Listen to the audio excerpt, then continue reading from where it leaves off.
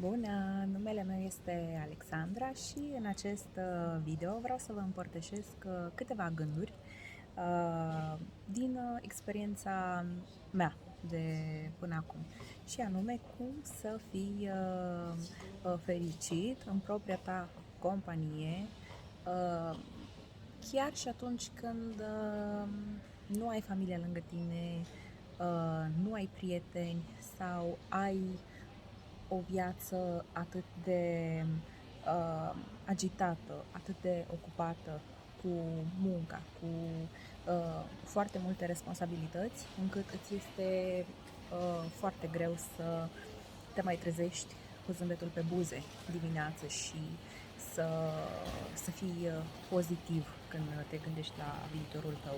Și vreau să încep prin a spune că toate eforturile pe care voi le faceți, pe care le faci tu, trebuie să le faci pentru uh, a, a, te, a te îmbunătăți personal, profesional, financiar, cât și în planul relațiilor, dar să să fii bine și mai târziu. Nu trebuie să faci lucruri pentru că îți spun părinții, pentru că așa îți spune societatea, să, să mergi la liceu, să faci o facultate, să ai cea mai tare mașină, să ai cele mai de fițe haine. Uh, Este trist că am ajuns să iubim lucrurile materiale mai mult decât persoanele de lângă noi, și chiar și atunci când suntem în pat cu partenerul sau ieșim în oraș cu prietenii, dacă îi observați pe cei din jur, veți vedea că ei vor fi pe telefon, pe Instagram, pe Facebook, își vor posta ce mănâncă, în ce locație sunt și pentru ce. Pe cine vrei să impresionezi? Cu ce te ajută pe tine că altul îți dă like?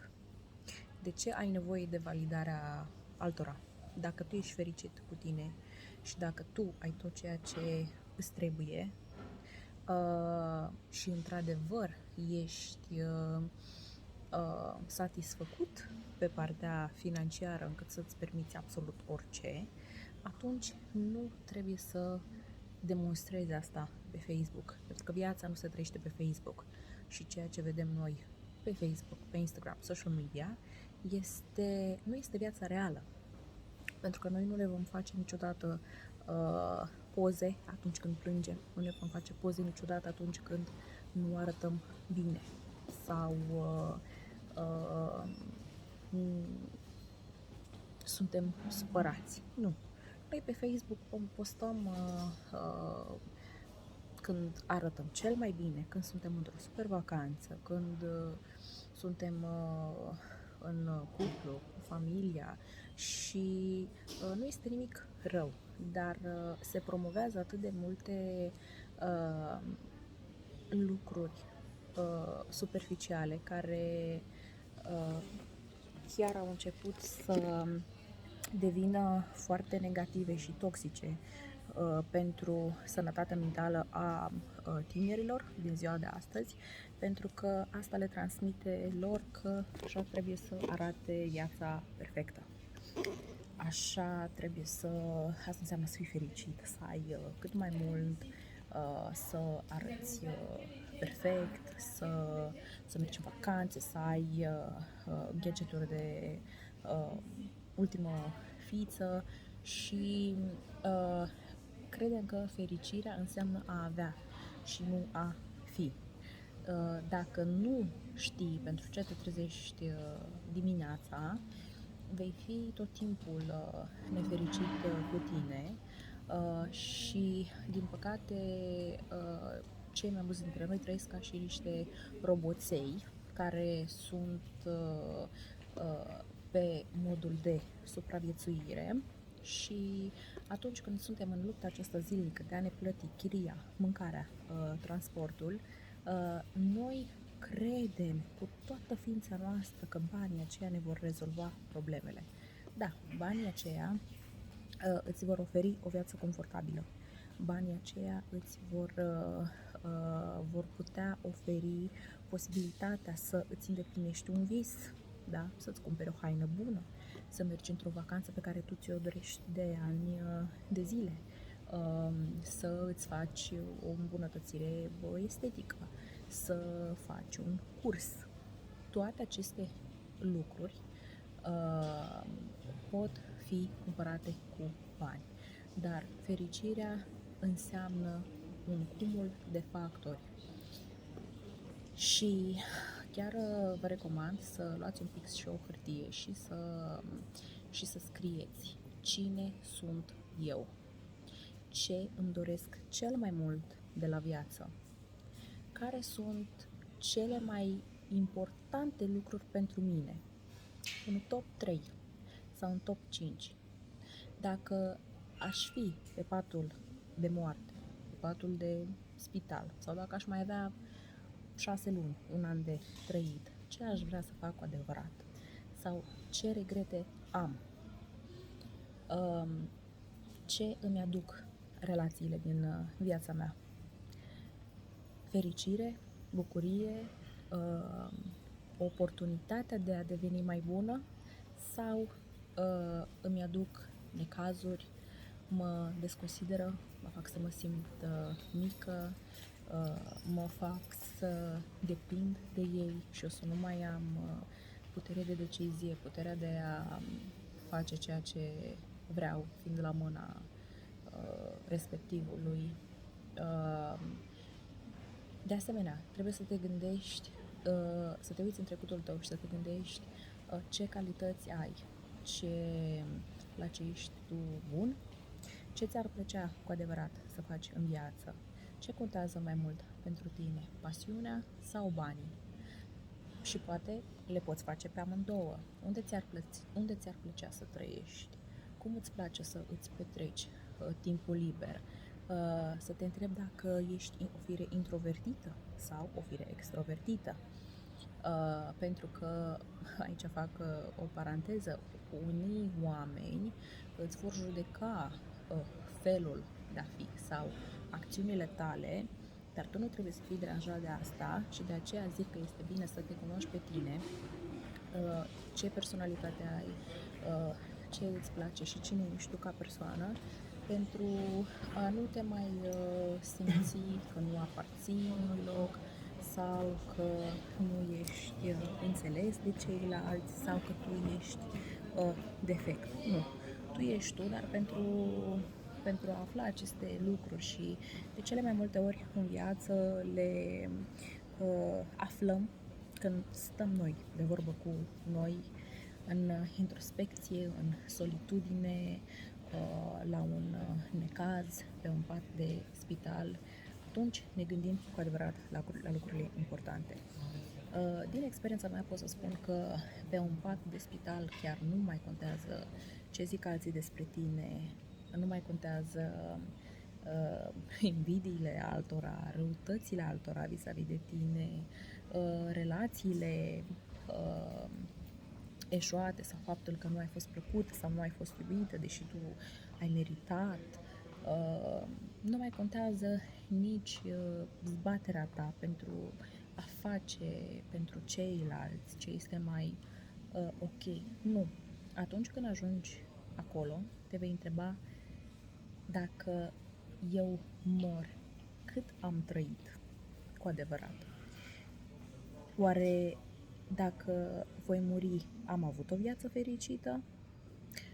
Am trăit cum am vrut?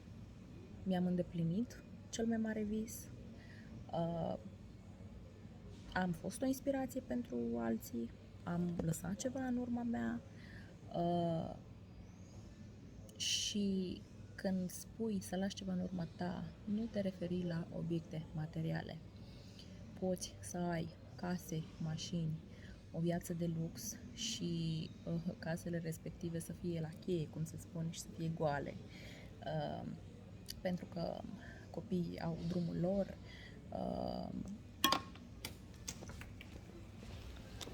pentru că copiii au drumul lor, Poate tu muncești atât de mult pentru a întreține acea casă încât nu mai ai timp să te bucuri de ea, să stai confortabil în casa ta. Este ca și cum ai sta în chirie și ți-ai cumpăra un Jeep, deși tu îți permiți doar un Logan. Da. Pentru a trăi fericit, trebuie să îți trăiești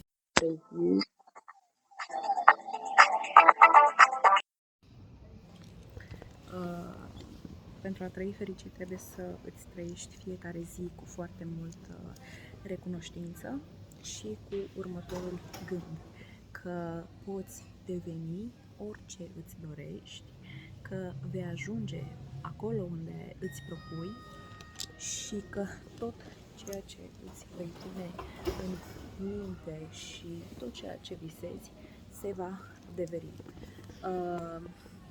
Nu vei atrage niciodată o viață pozitivă dacă nu vei gândi negativ. Și eu îți spun doar să te gândești la un lucru. Poți să experimentezi ceea ce îți voi spune acum. Te trezești dimineața, îți sună ceasul și zici că te trezești în 5 minute, dar te trezești mult mai târziu. Nici nu mai ai timp să te îmbraci, să te aranjezi pentru că întârzi la serviciu, îți rupi ciorapul, îți uiți ceva acasă care îți trebuia pentru muncă și tocmai atunci aveai o zi importantă la muncă. Nu te simți bine și parcă la serviciu în acea zi totul îți merge aiurea, nu ești productiv, te ceri cu colegii sau proiectul pe care tu l-ai fi avut nu ți-a ieșit așa cum tu ți-ai propus. Dar, uite, când este ziua ta, oare nu îți spui, astăzi nu o să las pe nimeni să mă supere, va fi o zi extraordinară. De ce? Pentru că este ziua ta. Și mă întorc la partea cu sănătatea. Este o adevărată binecuvântare și o fericire, o adevărată fericire să poți vedea, să poți auzi, să poți merge. Nu trebuie să suferi de o boală cum sufăr eu de epilepsie, ca să înțelegi că depresia îți poate, dacă ai și tu, dacă te confrunți cu această problemă de sănătate, îți poate provoca o criză. Nu trebuie să te cerți în permanență cu cei din jurul tău pentru a înțelege că durerea de stomac, durerea de cap, durerile în piept provocate de anxietate și de nervi și de stres, toate acestea îți dăunează. Fericirea înseamnă să spui nu celorlalți pentru a-ți spune da ție și a-ți oferi timp și bucurii mici zilnice. Fericirea nu este o destinație, este ceea ce faci tu zilnic. Ești ceea ce citești, ești ceea ce gândești, ești ceea ce mănânci, ești ceea ce dormi.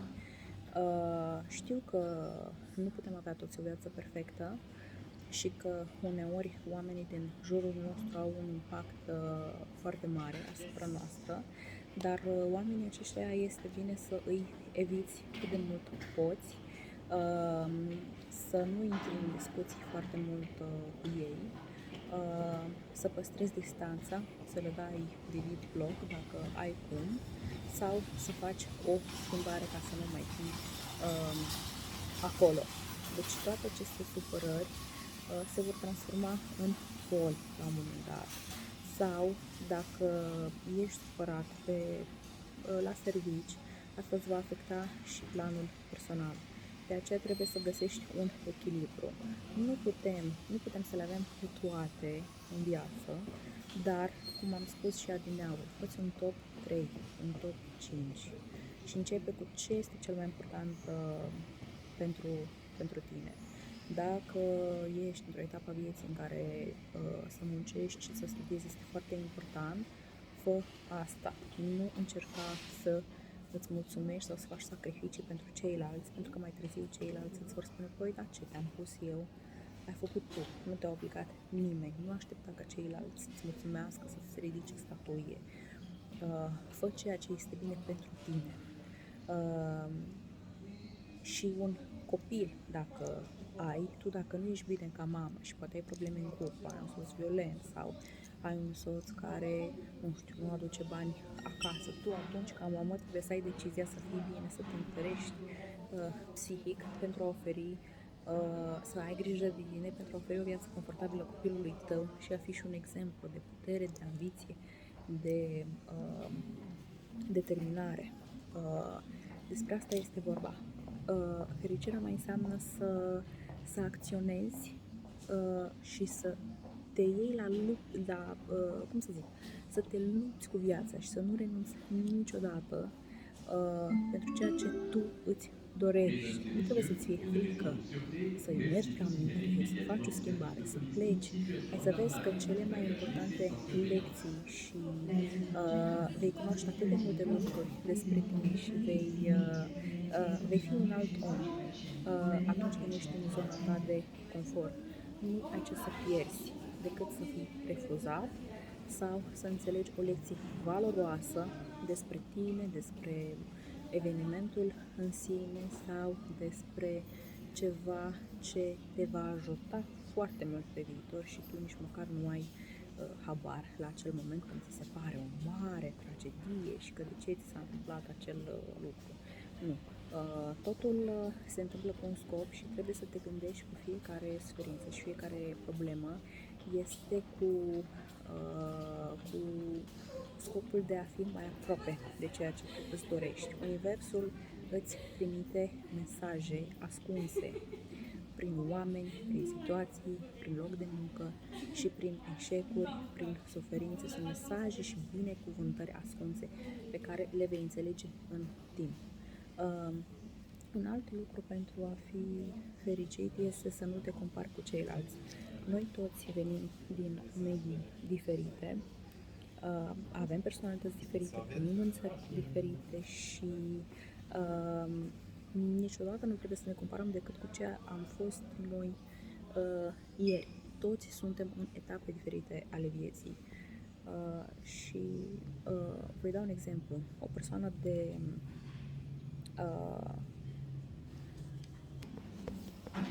persoană de 60 de ani, 50 de ani. Una fie este văduvă, a doua fie este singură și în suferință că i-a plecat copiii și că soțul, nu știu, are o amantă. A treia se distrează, este super happy, merge în croaziere. A patra este foarte bolnavă, pentru că nu a avut niciodată grijă de ea și s-a pus pe ultimul loc și ce n-a făcut la tinerețe va fi nevoită să facă la bătrânețe. Și a cincea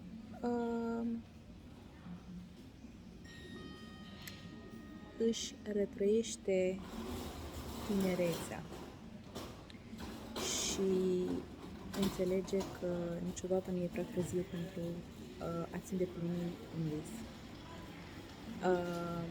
Da.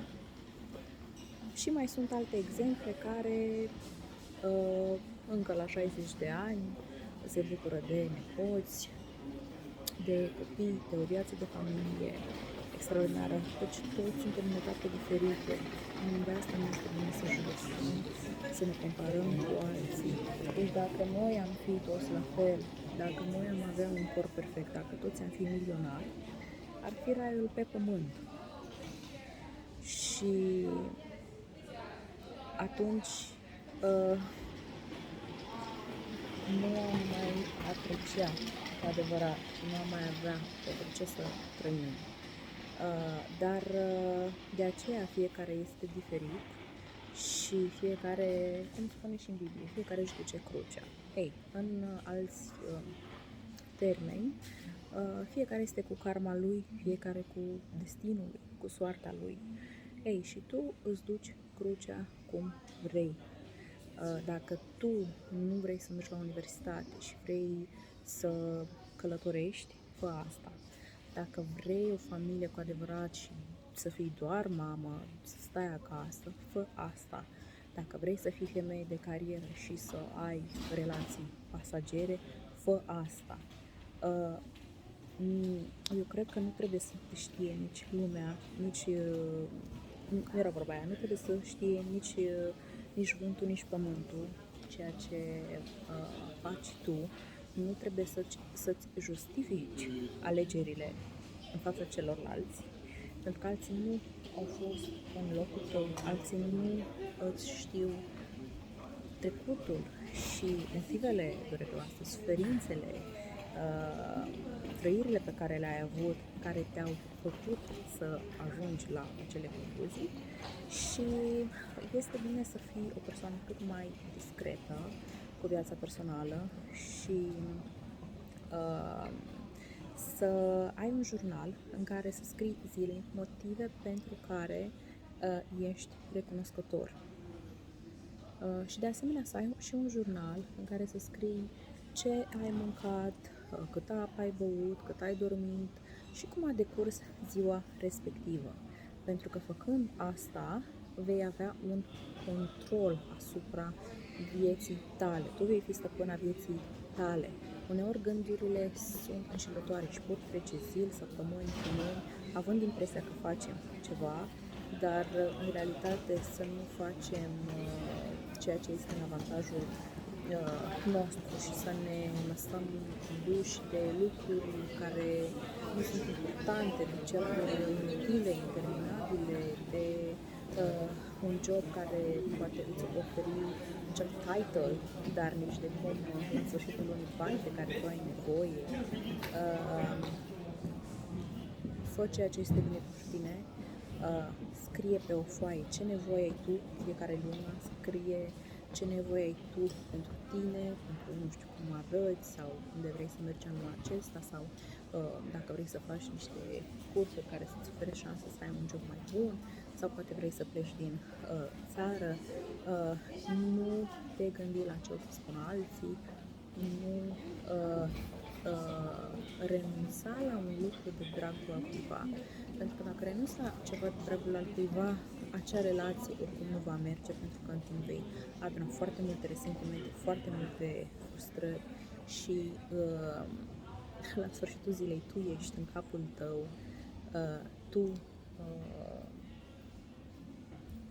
tu ești cu gândurile tale, cu sufletul tău și nimeni nu poate să meargă în locul tău prin viață. Tu ești cu ea, așa că trăiește fericit, pune-te pe primul loc și fiecare zi este o posibilitate, o nouă șansă pentru a încerca mai mult decât ai făcut ieri. De aceea nu este bine să discuți cu alții și să spui ce vise ai, ce urmează să faci, pentru că atragi energii negative, atragi sfaturi care poate tu nu le-ai cerut și fă totul cu tăcere. Fericirii îi place liniștea și nu trebuie să arăți altora că ești fericit. Tu fii fericit pentru tine, nu pentru a te considera superior celorlalți. Acolo nu este fericire, acolo este un ego. Și când este vorba de ego, nu este fericire adevărată. Este exact ca bunurile materiale. Crezi că dacă ai foarte multe haine, operații, chestii de astea care se văd la exterior, vei fi fericit. Dar în realitate ești fericit doar când faci ceva zilnic. Și este o realitate destul de dureroasă, pentru că atunci când treci de etapa aceea în care doar supraviețuiești și ai bani doar de chirie, mâncare, transport și ajungi să ai bani ca să-ți îndeplinești tot ce ai pe listă, atunci înțelegi și te întrebi ce este în regulă cu mine, pentru că mă simt gol, mă simt nefericit, am totul, dar sunt nefericit. Și de ce ești nefericit? Pentru că tu nu-ți urmezi calea ta. Nu îți urmezi calea ta, visul tău. Am zis, gândește-te la asta, dacă ar fi să mai trăiești un an, ce îți dorești cu adevărat să faci și fă acel lucru. Uneori trebuie să renunțăm la locul unde am stat ani de zile la o relație pentru a face ce este bine pentru noi. Viața înseamnă schimbare și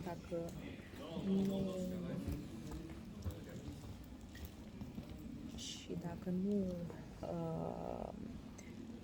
acționăm, da? Ca și cu, nu știu, cu slăbitul, da? Dacă nu faci o schimbare sănătoasă, nu vei slăbi. Dacă nu vei fi muncitor, nu vei fi la acel loc de muncă sau vei fi la un job de muncă mediocru.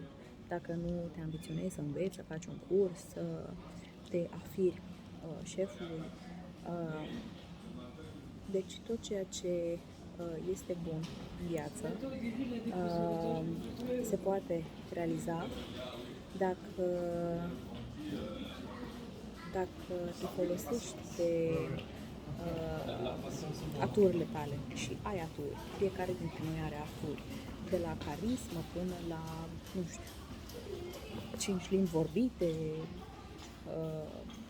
Fiecare are ceva special. Și doar tu știi ce ai special. Sper că te-a ajutat acest video și ne vedem data viitoare.